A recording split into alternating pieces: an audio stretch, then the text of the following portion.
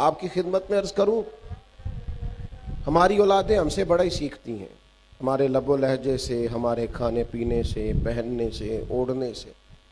ہمیں تھوڑی محنت کرنی ہوگی اپنی اولاد کی تربیت کے لیے۔ لیکچر نہ دیں ان کو، اپنا کردار بہترین کریں۔ آپ کی زبان پر گھر میں بیٹھے کبھی کوئی کمزور جملہ نہ آئے، کبھی کوئی گالی نہ آئے، کبھی کوئی ایسا لفظ نہ آئے جو بچوں کے ذہنوں پر نقش ہو جائے۔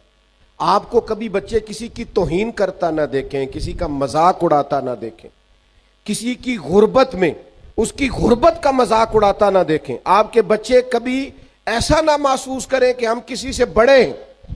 ایک گورنر تھے جناب عمر کے زمانے میں، ان کے بیٹے نے کسی غریب کے بیٹے پر ظلم کیا تو جناب عمر نے ان کے بیٹے کو درے لگائے، تو بعد میں کہا اس گورنر کو بھی سزا دیں، اسے اونٹ چرانے پہ لگائیں۔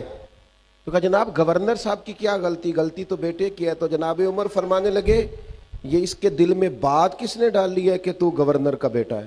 کس نے سکھایا ہے کہ تو چودھری کا پتر ہے؟ کس نے بتایا ہے کہ تیری شان بڑی ہے، تو آگے یہ سزا کا حقدار ہے۔